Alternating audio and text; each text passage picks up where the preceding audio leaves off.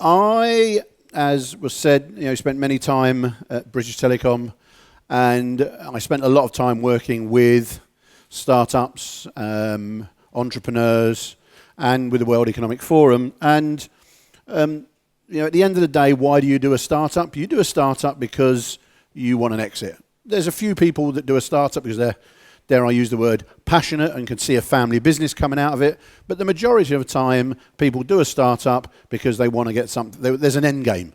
And that end game usually resides in one of two routes. One is your IPO, and two is you get involved with a corporate who ultimately either uses your products extensively and facilitates you getting an IPO, or hopefully that corporate will buy you. And as we've seen many a time, that can result in lots of money. However, what I'm about to do is play a video. How many people here, out of interest, are under 35? Shit. Most of you won't remember this. This video is an old video, or a TV ad actually. You'll recognize who it is when it starts. Forget the product that they're going to show you and just listen to the message behind the video.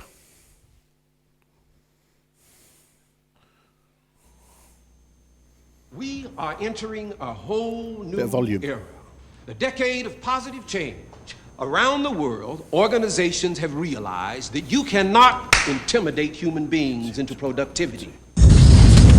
The key is to let people do what they do best, whatever way works best for them. At the same time, fundamental principles of mass production give ordinary people access to powerful technology. That which was affordable to the few becomes available to the many. Mass production becomes mass productivity. The Industrial Revolution meets the Age of Enlightenment. The walls have come down. Opportunity has gone up. And your only limits will be the size of your ideas and the degree of your dedication. People, this is an exciting time to be alive. As you can see, that was an Apple advert. I won't ask, but that was a 1990 advert. I don't know if you guessed that. The thing about it is really the last thing. This is an exciting time to be alive. And doing a startup, creating your own business is something that anyone that's done it will tell you it's a double-edged sword. They love it and they hate it. The pressures of doing it are amazing, but consequently the pressures of doing it are draining. And out of interest, as I stand here, I've actually just started another startup of my own, which I can tell you about over a beer. So I'm going through that whole process myself. So, working with corporates. What's happened there? Someone's changed my resolution. Does brand association have a value? So when this corporate, you've got your startup, does this, and this corporate comes to you and says, we love what you're doing, will you work with us? You're thinking straight away, that corporate brand associated with my product could do me good. The answer is, it probably can. Will it help you win more business? Again, the answer is probably yes. The people will see that you've associated with a brand that may be specific to your industry, maybe not. But other people will see that and they will turn around and say, well, if they're doing it, maybe we can. And it opens doors for you. Will it bring you new clients? The answer is probably. Again, people will see who you're associated with, and hopefully that will bring in new interest. And will it help towards your exit? Again, the probability is yes. So when you see all of these, you now start rubbing your hands together. When that company comes to you and says, we want to work with you, you think, shit, that's an amazing brand to be associated with. You start getting into bed with them. That's great. However, if you look at all of these brands here, and I've just arbitrarily picked these off of Google, so there's no pointing towards any of these brands, or this is a caveat to so I don't drop in the shit, that there's nothing special about any of these.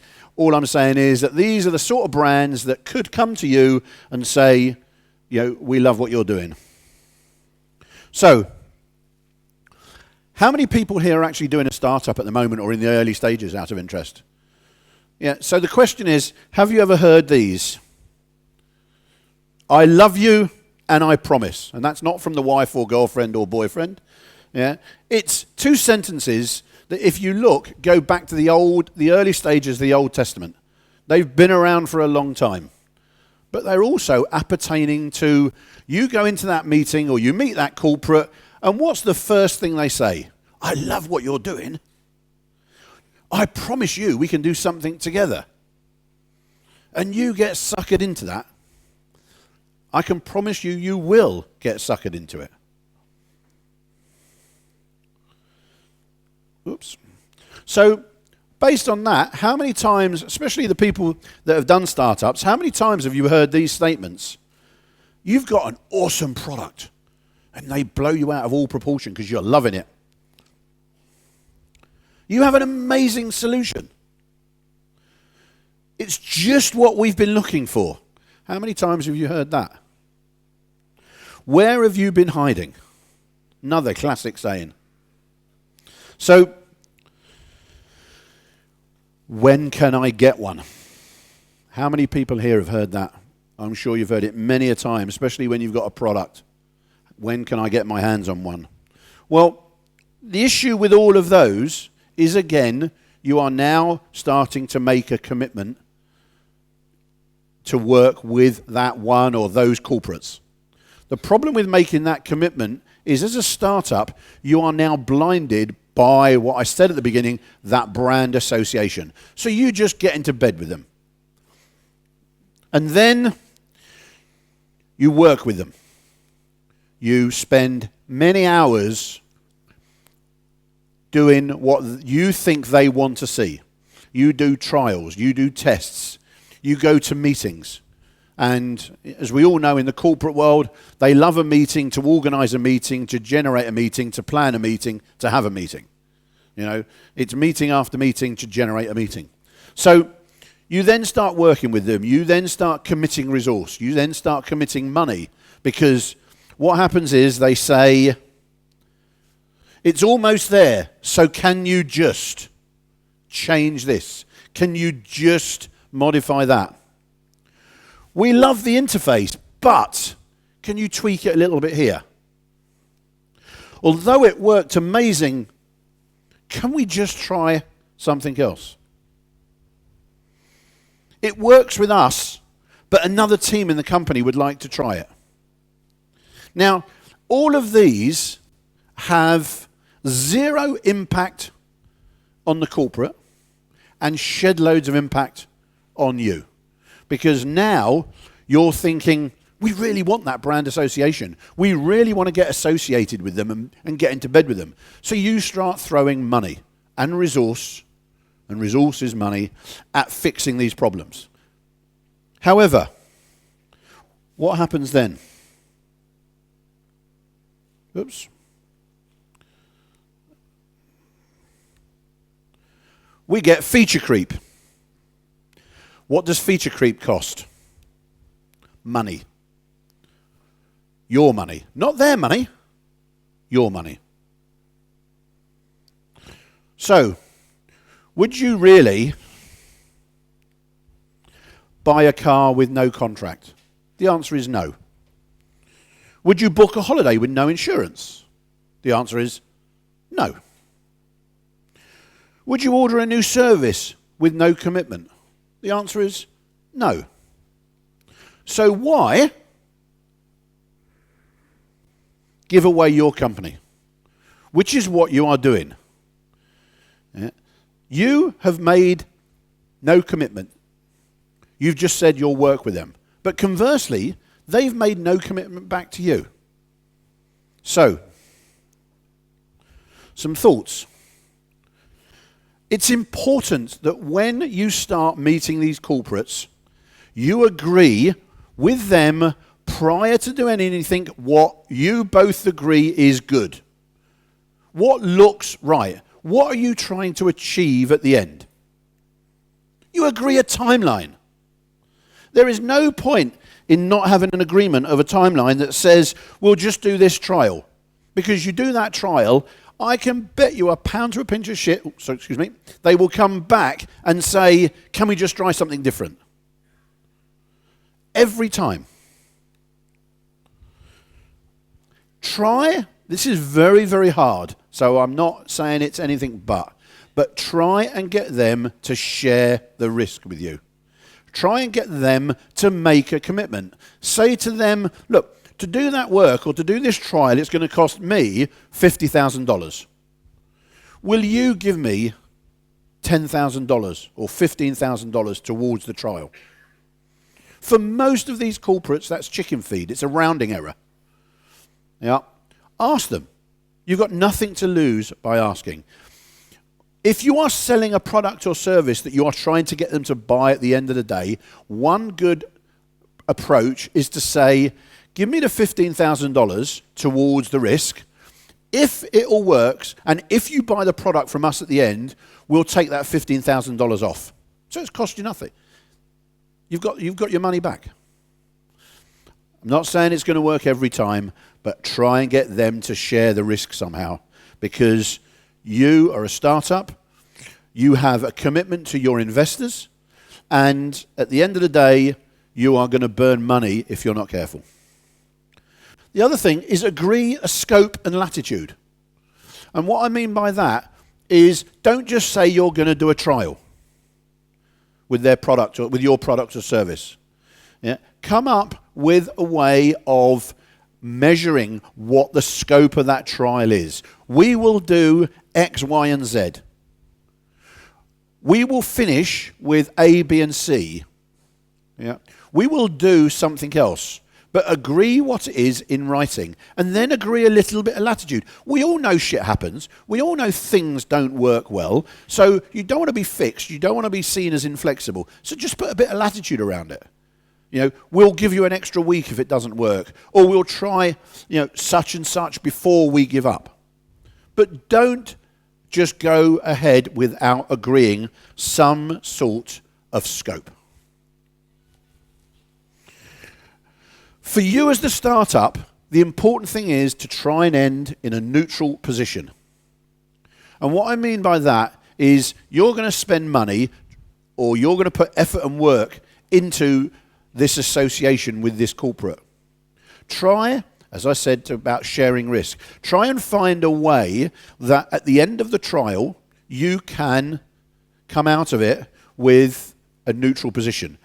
And let me give you, again, talking about real world, some stuff I did. I worked with a very big Silicon Valley company, startup, that had millions of investment, and they came to me at BT and said, were you interested? And we said, we'd love to do a trial with you. Yeah. Now, I had just had a friend of mine who was a startup, but burnt by a competitor of BT from this exact process.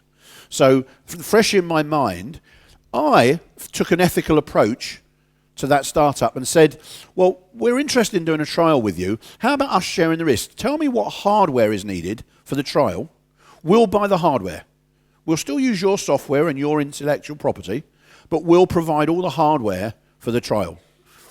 Yeah, because, all right, it came to about, £8,000 or £9,000 worth of hardware, but it meant I took away some of the risk from them. Now, in the end, the trial didn't go ahead. Sorry, the trial went ahead, but it wasn't particularly successful with what we wanted. They came away with it with, a bit of effort, but they hadn't spent money, or very little money anyway. So try and end in a neutral position. Now, this is a very, very emotive subject, and unfortunately you can't see it all. Do they have an open, ethical trading policy? Now, that's not to say that because if they don't have an ethical trading policy, they're not trading ethically. What I'm saying is it's becoming more and more evident now that corporates will take a much more ethical approach in the way they work. Yeah, and it's worth discussing that with them when you get into your first meeting with them. So, just try and avoid, sorry, we've had a change in strategy. Sorry, we have decided to develop this in-house. That's one you really need to try and avoid, because they've taken all your ideas by that stage. Sorry, we no longer have the budget to continue. Sorry, I have a new boss and his views are different. You know, large corporates, they have a reorganization usually every week, especially at the moment. You know, the guy that you're working with, his boss, previous boss was supporting it, the new boss comes in, sweeps the table, I don't give a shit, not interested in that one anymore, throw it away. New strategy. You've just wasted all your time. So if you had a framework at the beginning, a set of agreements at the beginning, some scope and latitude at the beginning, they can't say that to you without some sort of compensation. Find a way of framing it all. Going back to my point. So, the Intel chip. For years, it's been trapped inside PCs, inside dull little boxes, dutifully performing dull little tasks, when it could have been doing so much more. Starting today, the Intel chip will be set free and get to live life inside a Mac. Imagine the possibilities. Now, that's a good example of a startup called Intel working with a great company like Apple. You know, they, at the end of the day, Intel have been around for years, and that was a bit of a joke, but you know, Intel have been around for years, but at the end of the day, they had to find a way of working with Apple. You don't think that when Apple and Intel got together, you know, either one took all the risk.